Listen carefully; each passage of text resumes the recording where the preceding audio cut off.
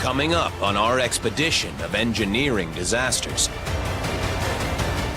A sinking skyscraper in downtown San Francisco. I got so upset and nervous that I had to move out.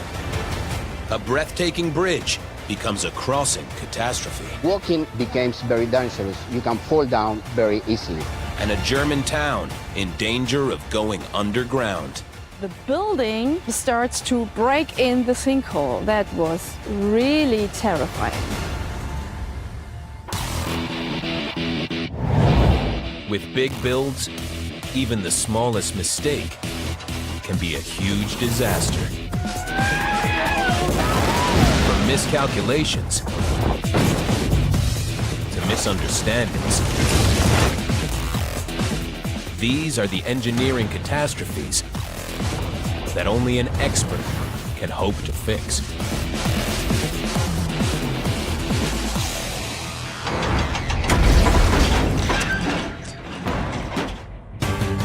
Our first construction calamity is in San Francisco. And a luxury tower where residents were getting a distinct sinking feeling. He rolled this marble 10 feet toward me. The marble slowed to a stop, turned around, and rolled back. We were flabbergasted. Even though the earth is not flat, an apartment's floor should be. Something weird is clearly going on.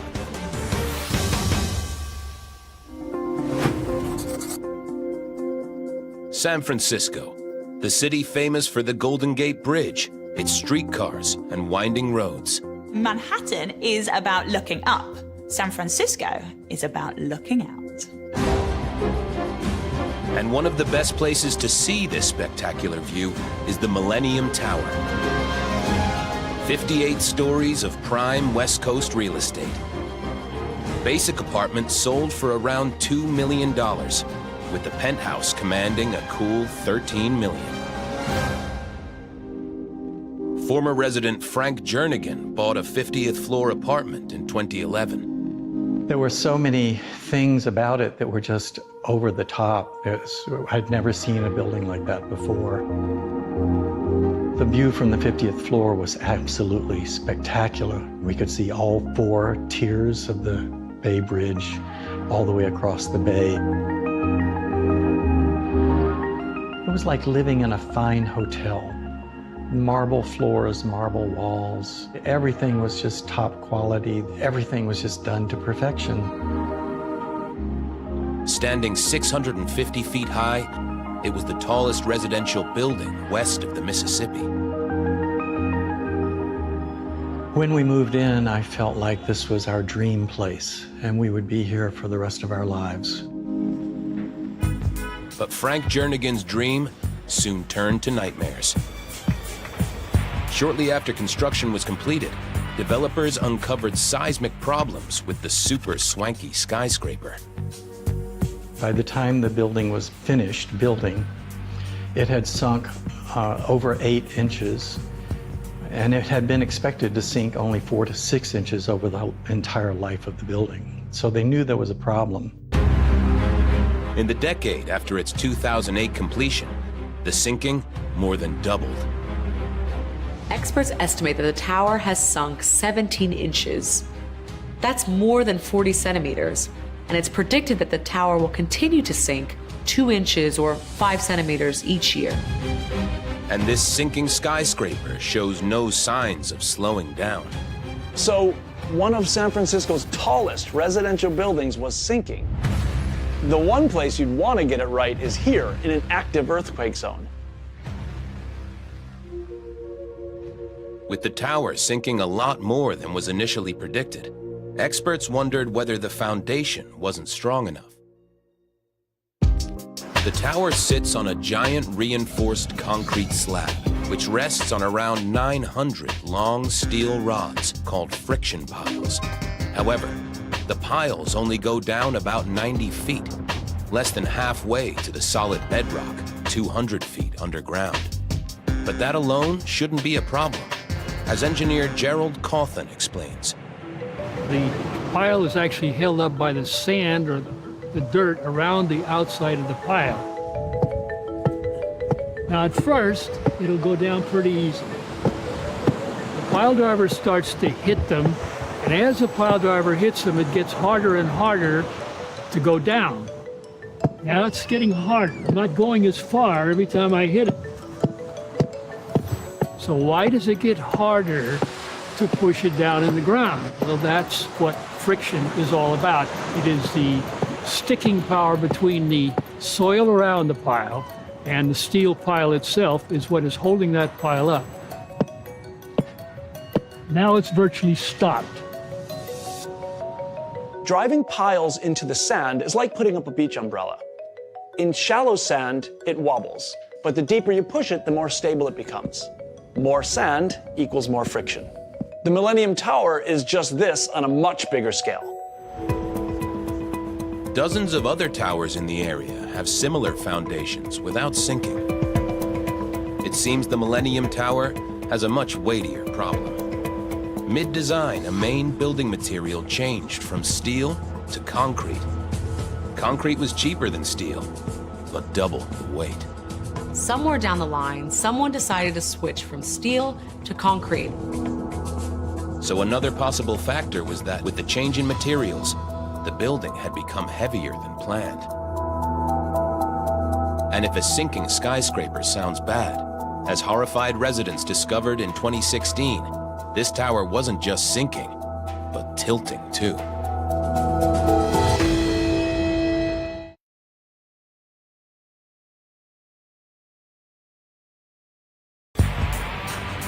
San Francisco, famous for its stunning bay views, but the residents of the Millennium Tower are more concerned by what's going on inside.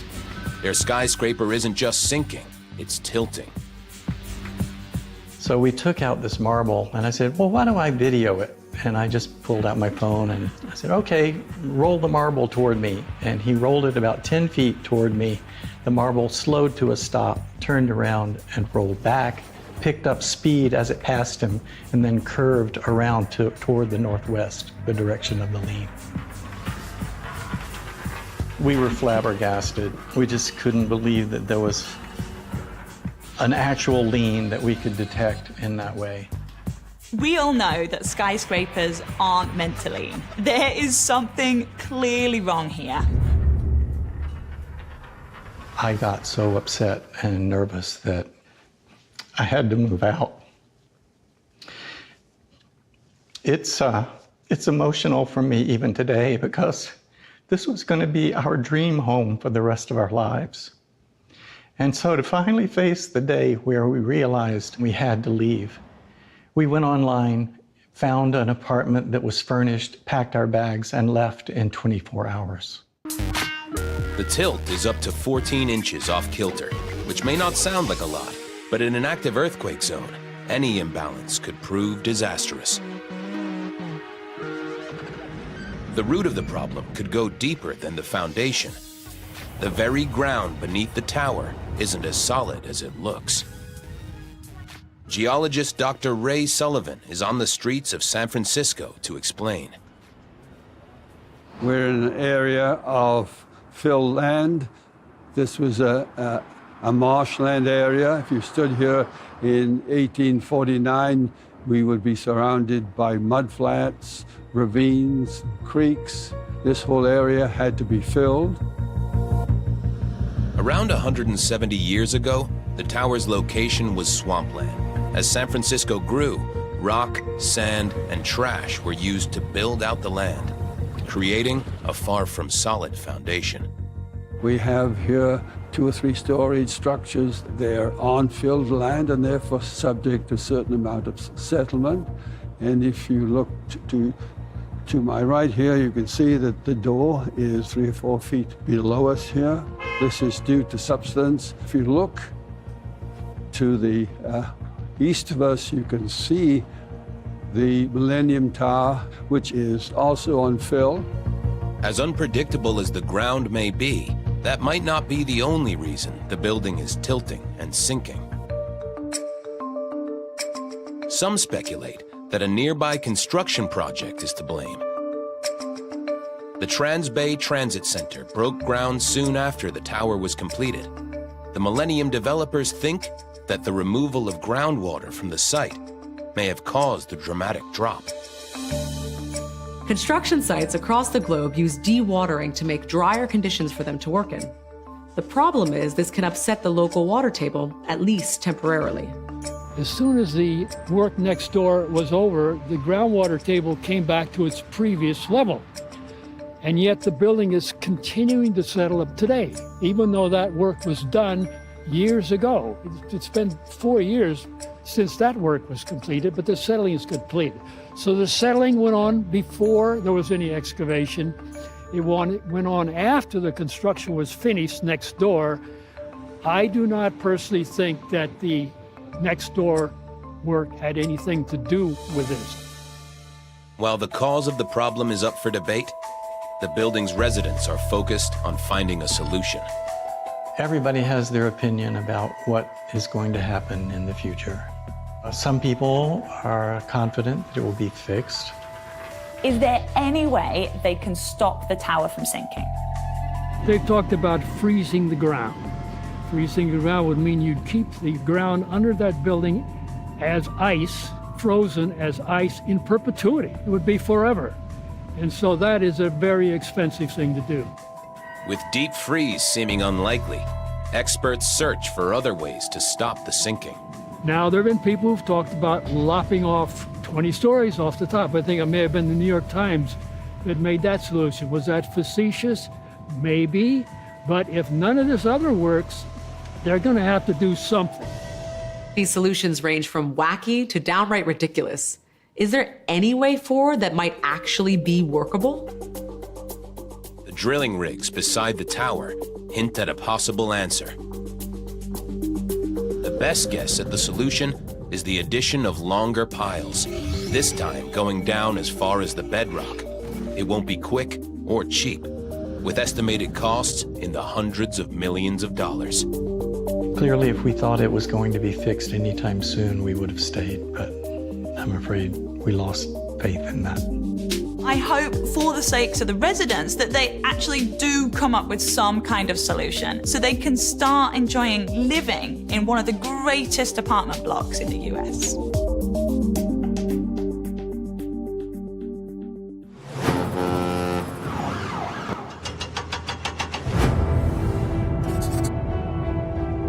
We head next to Venice, Italy, where this ancient city is struggling to keep its head above water. This engineering project gives me a sinking feeling. It's an engineering catastrophe on an unprecedented level. Disaster-wise, on a scale from 1 to 10, this was off the charts. An underwater construction project that's struggling to stay afloat. Unless something is done, Venice is in trouble.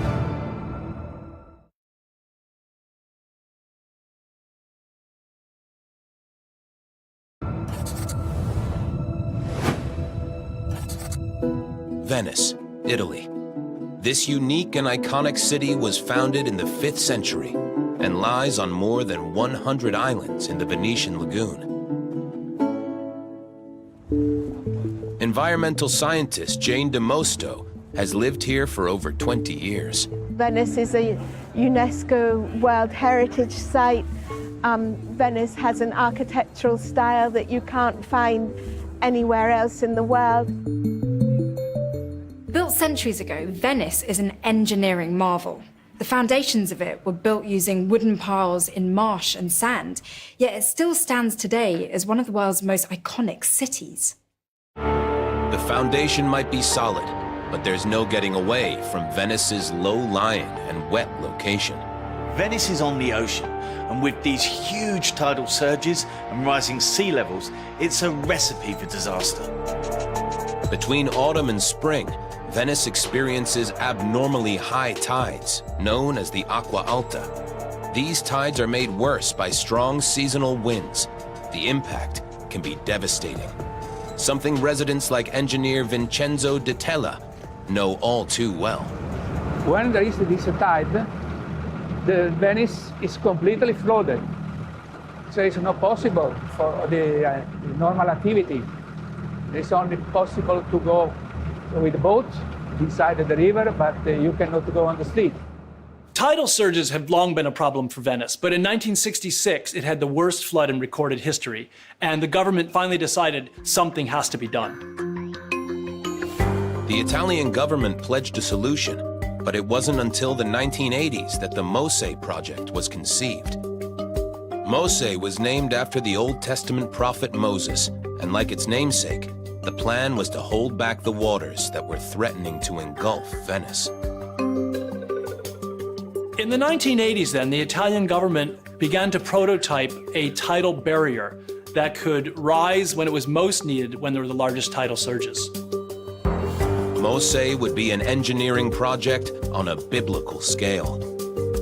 They use that term still because of its reference to Moses, who parted the water, as though this engineering project is going to have the same kind of universal powers to defeat the physical forces of the world.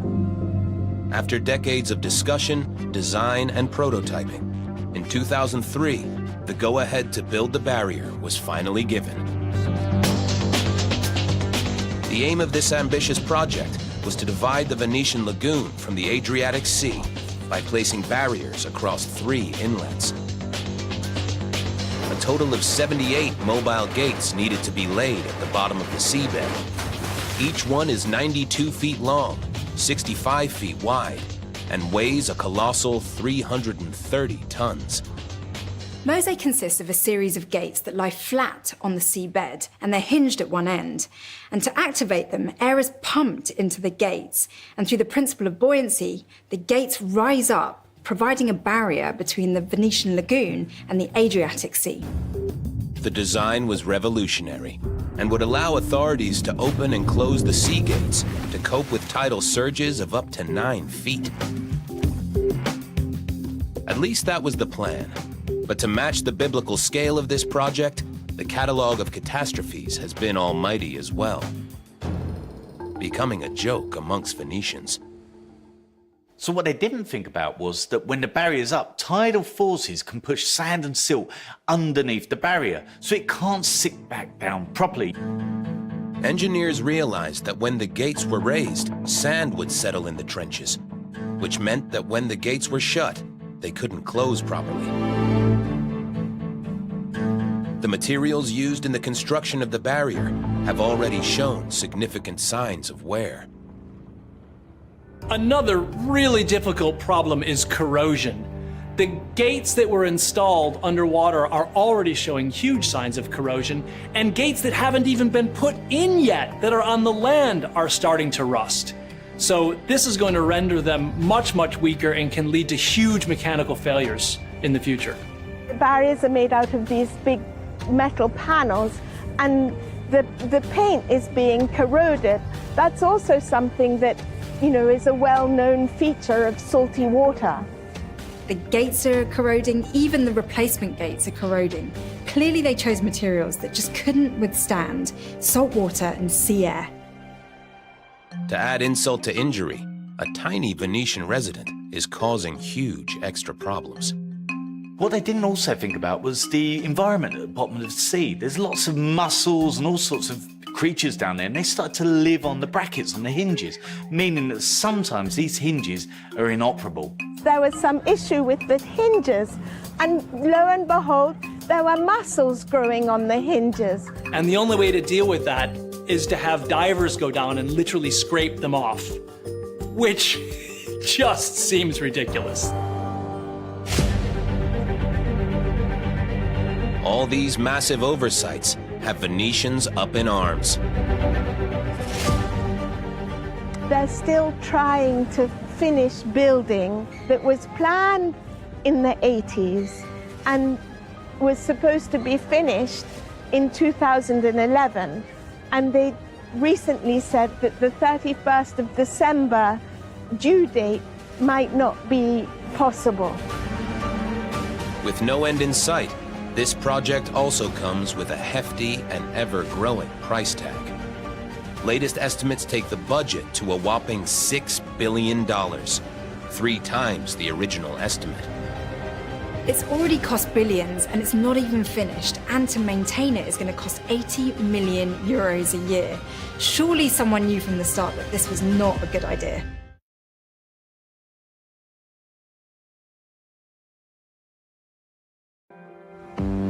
The Venice flood barrier is this ancient city's only hope against rising sea levels. But with so many problems, it appears that the focus of this project has not been on the engineering. As the lagoon slowly rises, so does the cost to fix it, while confidence in this flawed flood defense is falling.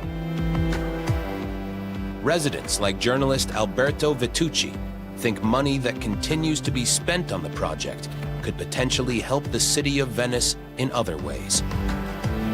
Because the Moses, the great work, cannot save, for instance, San Mark Place, because Moses is only for high tides, not medium or regular tides. And San Marco is the lowest place in the city of Venice. As it stands, the Mose project is set to proceed. But the reality of operating this barrier in the long term could be more trouble than it's worth. A lot of money spent only for this work was a real disaster for Venice, because every year the city of Venice needs a lot of money for maintenance. Venice is a particular city. It lives in the water, but they thought only about Mose. With the solution to the issues far from certain, it seems the Mose project has done a better job at dividing opinion than parting the sea. This project has been going on for years, has been costing billions, and still has a lot of work left to go. But the tide is coming, and if Venice is to be saved, something must be done. Many Venetians maybe thought that the Moses could stop the high number of tides. But now, looking at the works, the lates, the money, the problems, Venetians, I think they have enough of this project. Let's hope the Italians come up with an engineering solution that will protect this iconic city.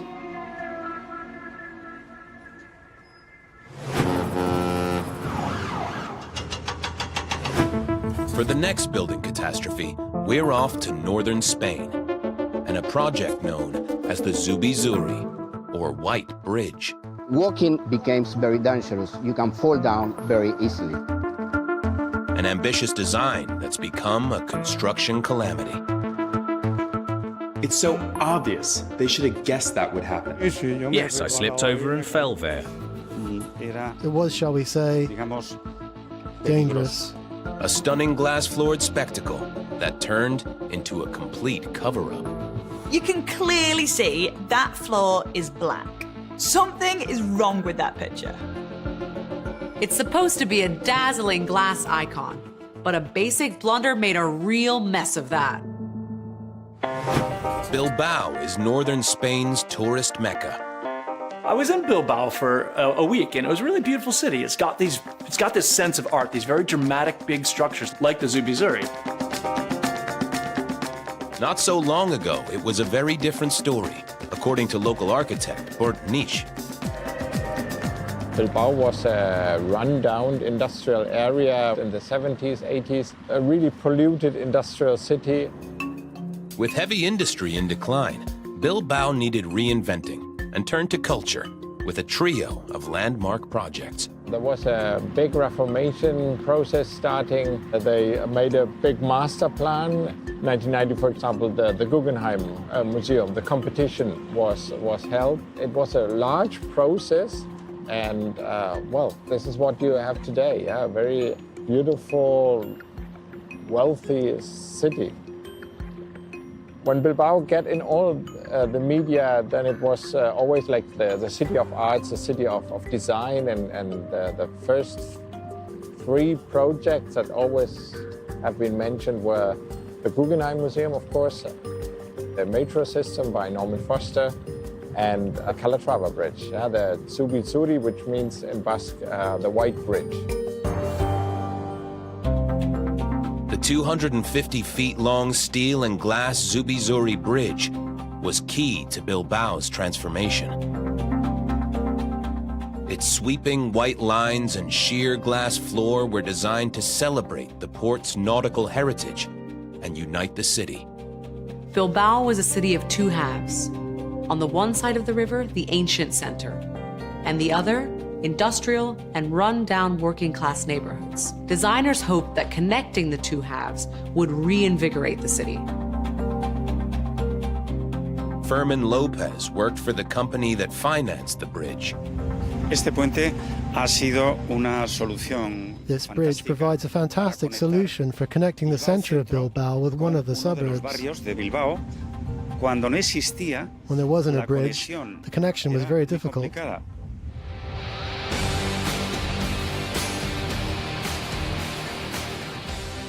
The Zubizuri opened in 1997, but this bridge designed to unite a city was in danger of bringing most of its residents to their knees.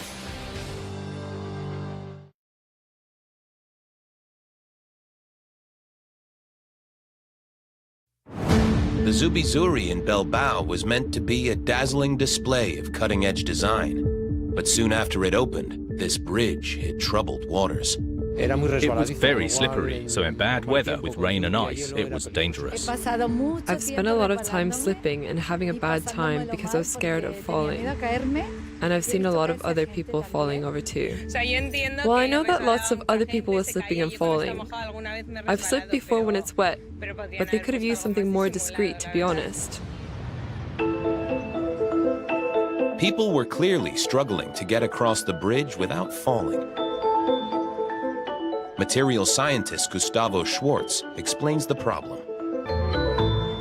Okay, here we are at the Zubizuri Bridge, which has a lovely design, but one of the problems of the bridge is the floor. I mean, the floor is made basically of glass, and the problem with the glass is that it becomes very slippery when wet. Glass surface is not safe to walk on when wet.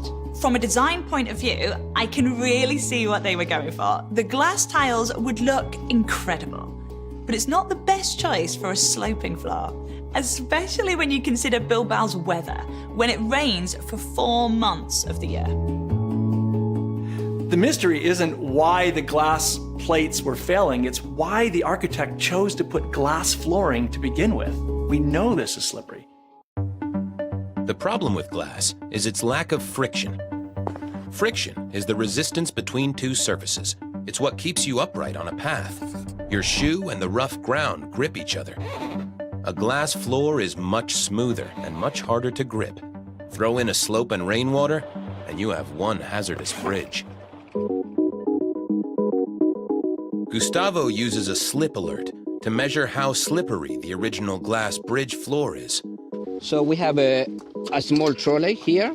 So we are going to slide the trolley through the surface, okay? And we are going to check how far the trolley is going. I mean, the longer it rolls along, the more slippery the surface is. The machine simulates a slip. The higher the reading, the more dangerous the surface. Anything over 180 indicates a high risk of falling. Oh, this is really slippery. The trolley is giving us 205. This is a very high value. We are in the most dangerous region. And with this value, 1 of every 2 people is going to fall down. That's crazy. This is a classic example of style over substance. It originated as a monument. As a project, it's magnificent. It's a shame they didn't make the floor appropriate for the Bilbao climate. In pushing the boundaries of design, the architect has sometimes found himself on the very limits of engineering possibility. From troublesome tiles on the Valencia Opera House to the budget and schedule-stretching World Trade Center station. There was even another slippery bridge over the Grand Canal in Venice. Architects, yes, they've got to build something that looks good, but they've also got to build something that works. It was clear the city couldn't leave the bridge as a waterslide.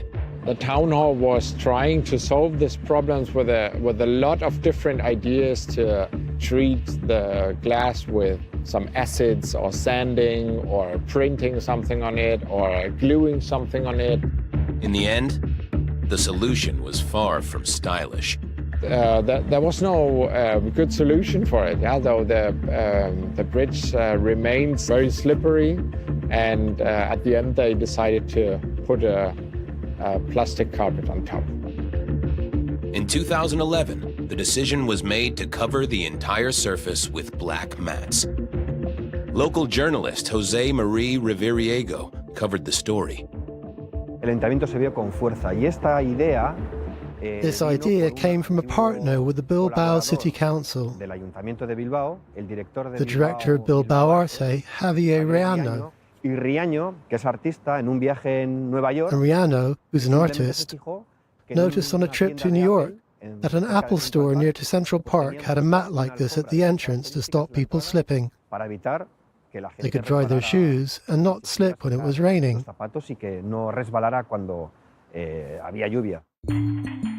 Despite their simplicity, Gustavo's gizmo reveals how much safer the mats are. We put the trolley back here and see what happens. We got a value of 126. This is much safer than on the glass, definitely. The mats are ugly and have to be replaced every 2 years. But at least the residents and tourists can stay on their feet when they cross the bridge. So, it's a sensible solution, but not likely to win any design awards. From outside, yes, it looks very pretty. But the carpet they used was black. It was horrible, to be honest. Well, it's not very pretty, but it's a black carpet. Not red, but black. Practical as the mats may be, glass manufacturing expert Nuria Galbe believes there's a much clearer option. This non-slip glass is rated in the highest standards. It's a glass suited for heavy use. It's engraved by acid etching. It has a design that works in all directions, and it also is scratch resistant thanks to the acid etching processing. If they had used this glass instead of covering with this mat, the bridge could show the brightness, the lightness, and the beauty of the bridge. Using etched glass is a viable solution, and that would stop a lot of the slipperiness problem. There is no denying that bridge is utterly beautiful, and I'm totally for pushing boundaries. But sometimes you do just have to sit back, hold your hands up, and go, yep, this time something has gone wrong.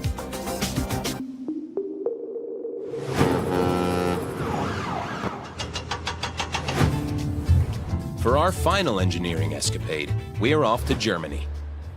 In February 2016, this sleepy town's tranquility was shattered. It was really scary and frightening. Ich dachte, oh my God. Oh, it was quite spectacular. Residents woke up to a supersized sinkhole. What on earth could have caused this massive hole? The vast crater rocked this tranquil town. But it shouldn't have been completely surprising.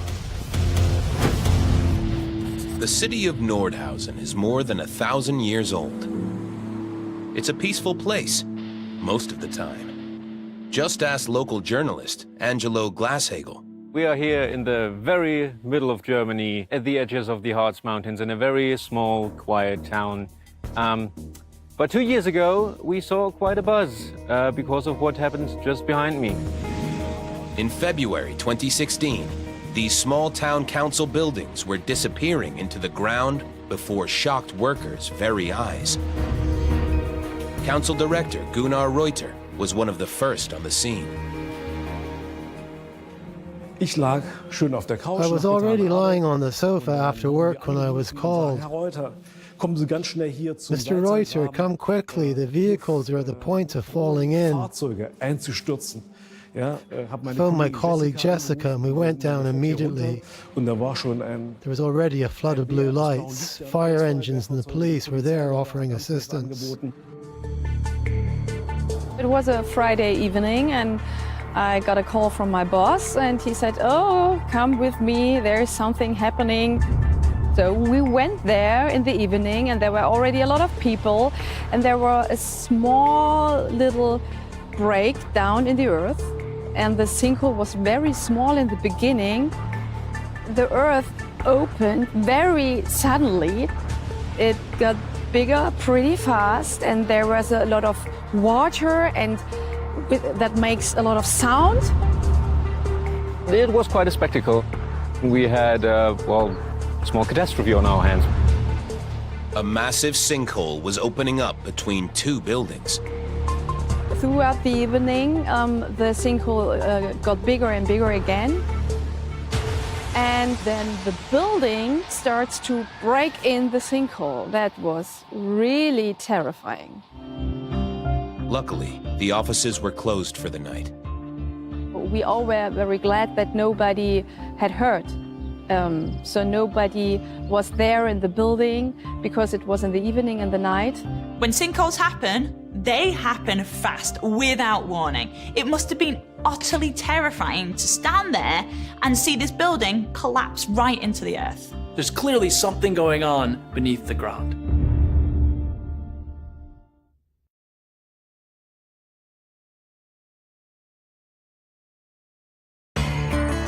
Nordhausen, a sleepy town in Germany that in 2016 woke up to the nightmare of a supersized sinkhole.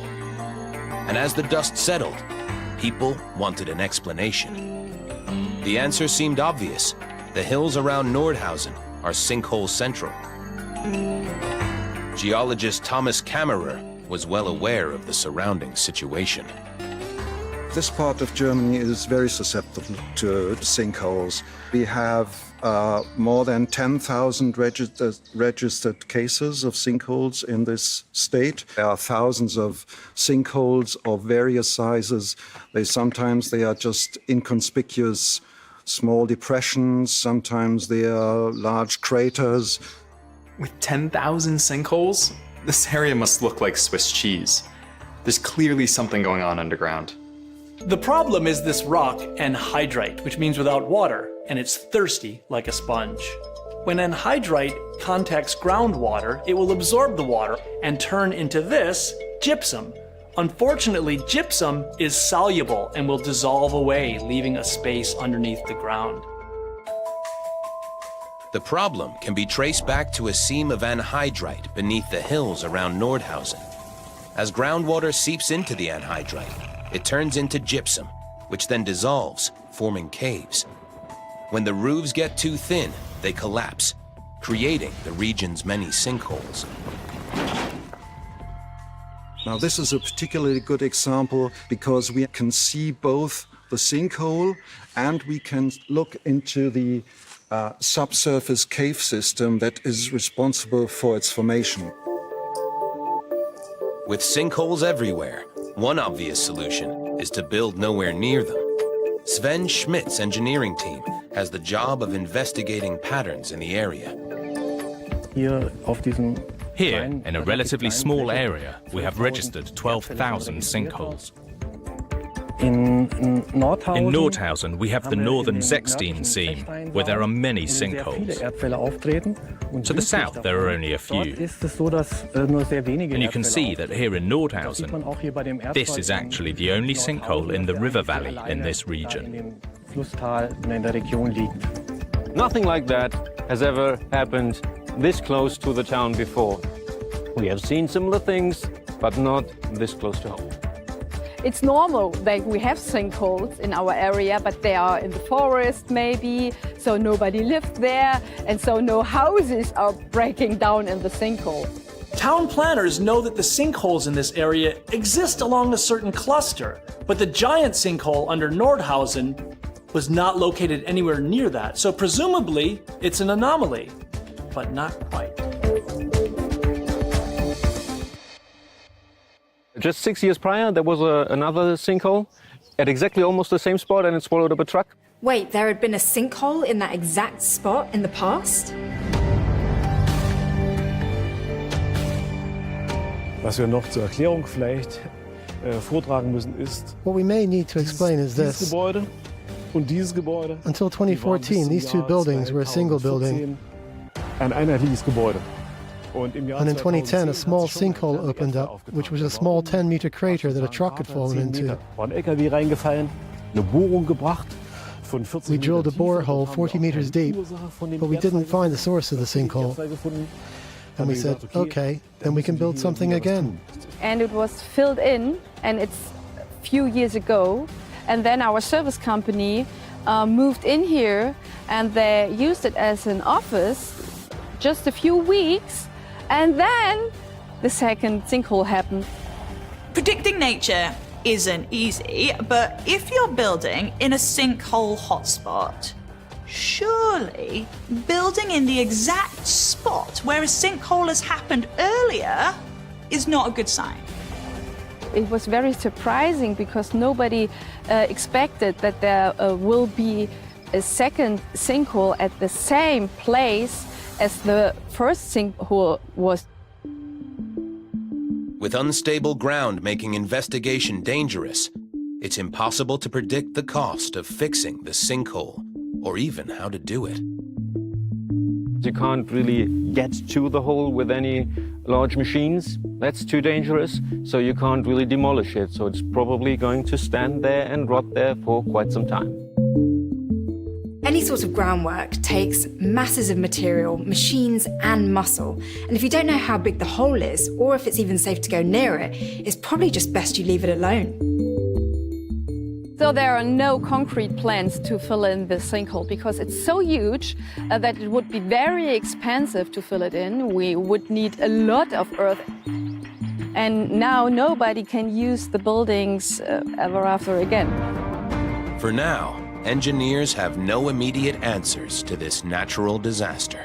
We are used to thinking that the Earth is, in our lifetime, a pretty static structure, but we can be faced with quite drastic changes on the surface and in our environment. The Nordhausen sinkhole made the whole structure unstable. There is a lesson to be learned here. If you live in a sinkhole hotspot and you've already filled one in, just build in another place.